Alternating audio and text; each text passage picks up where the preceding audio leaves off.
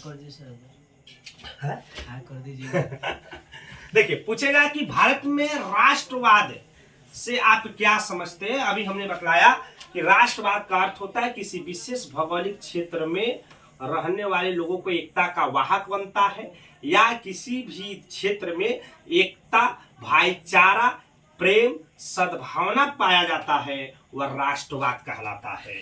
19वीं शताब्दी में देखेंगे, 19वीं शताब्दी से पहले भारत में राष्ट्रवादी भावनाओं की कमी थी, क्योंकि उस समय भारत जो था क्षेत्रीय राज्यों में बटा हुआ था। बहुत सारे छोटे बड़े राज्य थे और अलग अलग तरह के नियम कानून व्यवस्था था।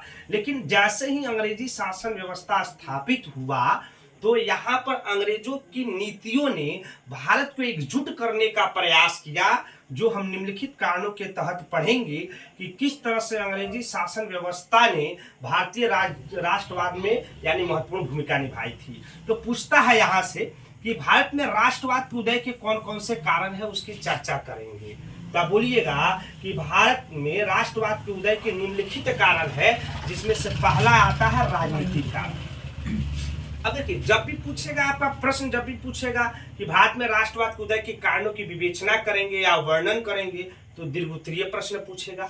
लेकिन एक एक करके जब पूछता है कि भारत में राष्ट्रवाद के उदय के राजनीतिक कारण क्या थे, धार्मिक कारण क्या थे, सामाजिक कारण क्या थे, जब ऐसे चर्चा करेगा तो लघुत्तरीय प्रश्न आपको यहाँ से डालेगा और बहुत सारे ऑब्जेक्टिव भी आपको यहाँ से देखने को मिलेगा। तो जब भी आप पूछेगा कि भारत में राष्ट्रवाद के उदय में राजनीतिक कारणों की विवेचना करें, तो लिखिएगा कि भारत में राष्ट्रवाद के उदय में राजनीतिक कारण सबसे महत्वपूर्ण कारणों में से एक माना जाता है, क्योंकि 1857 से पहले भारत में जो शासन व्यवस्था थी वह ईस्ट इंडिया कंपनी के अधीन थी, और ईस्ट इंडिया कंपनी को देखेंगे भारतीय अर्थव्यवस्थाओं को शोषण करने का प्रयास किया गया, जिससे भारत में रह रहे चाहे जमींदारी व्यवस्था हो, चाहे मजदूरों की दशा हो, किसानों की दशा हो, हर तबके के जो लोग थे उनके शासन व्यवस्था से नाखुश थे। यही कारण था कि 1857 में एक विद्रोह देखने को मिला, जिसे भारतीय इतिहासकार 1857 को विद्रोह को प्रथम स्वतंत्रता संग्राम के नाम से जानते हैं, लेकिन जबकि ब्रिटिश अधिकारी इसको एक सैनिक विद्रोह के रूप में देखते हैं। ये बात सत्य है कि 1857 का जो विद्रोह हुआ था वह संपूर्ण भारत में नहीं फैला था, वह सिर्फ उत्तर भारत तक ही फैला था, और इसमें कुछ ऐसे जो शिक्षित वर्ग थे या कुछ ऐसे देसी रजवाड़े थे जो पूर्ण रूप से अंग्रेजों को अभी क्या कर रहे थे, सपोर्ट कर रहे थे। यही कारण था कि आगे चलकर 1857 का विद्रोह असफल हो गया, और 1857 का विद्रोह जैसे ही असफल हुआ तो अंग्रेजों को लगा कि भारतीय शासन व्यवस्था को अगर मजबूत करना है तो उसमें कुछ सुधार करना होगा। यही कारण है कि आगे चलकर 1858 ईस्वी में भारतीय शासन व्यवस्था जो था वह महारानी विक्टोरिया के हाथों में चला गया, और वह से जो कानून नियम बन के आते थे उसको अधिनियम कहा गया। आप पढ़ेंगे अधिनियम और एक्ट के बारे में। तो 1857 के पहले जो भारत में ईस्ट इंडिया कंपनी के द्वारा जो शासन व्यवस्था जिस नियम कानून के तहत चलाया जाता था उसको एक्ट कहा जाता है, और जो 1857 के विद्रोह के बाद जब ब्रिटिश सांसद के माध्यम से जो नियम कानून के तहत भारतीय शासन व्यवस्था को चलाया जाता है उसको हम अधिनियम कहते हैं। उसी के अंतर्गत 1878 ईस्वी में वायसराय लॉर्ड लिटन ने क्या किया, वर्नाक्युलर प्रेस एक्ट पारित कर दिया। इसमें आप पूर्ण रूप से प्रेस पर प्रतिबंध लगा दिया गया, जिससे भारतीय लोगों में क्या हुई, नाराजगी उत्पन्न हुई और राष्ट्रवाद का उदय का मार्ग प्रशस्त हुआ। फिर 1889 ईस्वी में पढ़ेंगे आर्म्स एक्ट पारित हुआ।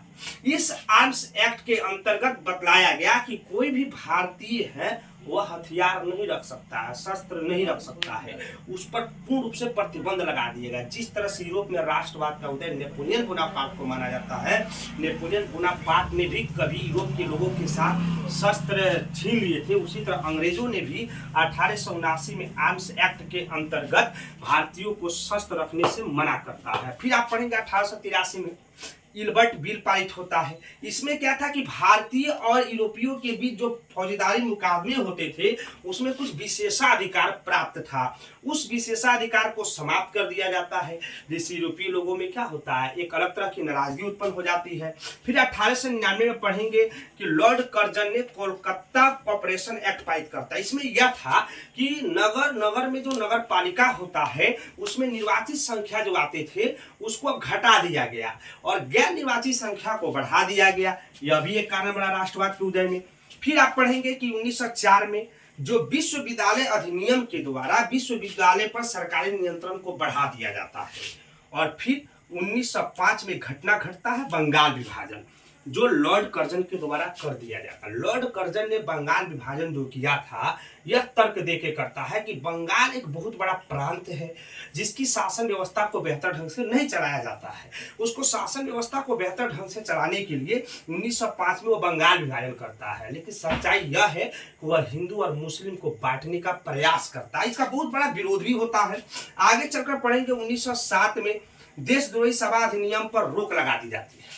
अब कोई भी ऐसी सभा आप नहीं कर सकते हैं। और फिर 1911 में बंगाल विभाजन को रद्द कर दिया जाता है।